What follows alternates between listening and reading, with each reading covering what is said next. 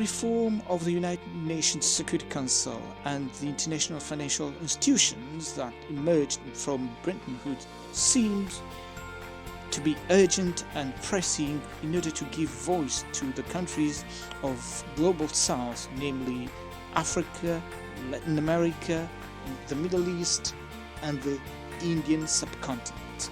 Chile proposes that we set a deadline for this reform, and when the UN celebrates its 80th birthday, we'll do so with a Security Council that is in line with current times, that includes Brazil from Latin America, India, and at least one country from Africa. France, as I reiterate here, is in favour of the Security Council being expanded. Germany, Japan, India, Brazil should be permanent members. It is time for permanent membership of the Security Council to be expanded to include Japan, India, Germany, Brazil, and representation from the African continent. Portugal supports the African Common Position and the aspirations of Brazil and India to become permanent members. Representation of the Global South in the UN Security Council.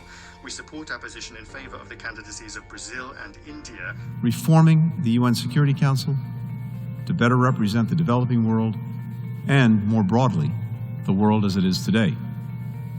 The United States believes that this should include 2 permanent seats for Africa, 1 rotating seat for small island developing states, permanent representation for Latin America and the Caribbean, in addition to the permanent seats for countries we've long endorsed, Germany, Japan, India.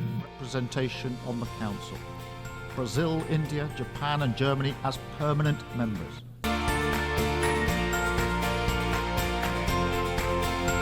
multipolarity and diversity in the 21st century, the Indian Voice of the Global South initiative and many others. But most importantly, I would like to reserve our deepest thanks to India, our closest friend and neighbor. They have been with us from the very beginning of our development journey and have remained steadfast in their support and friendship.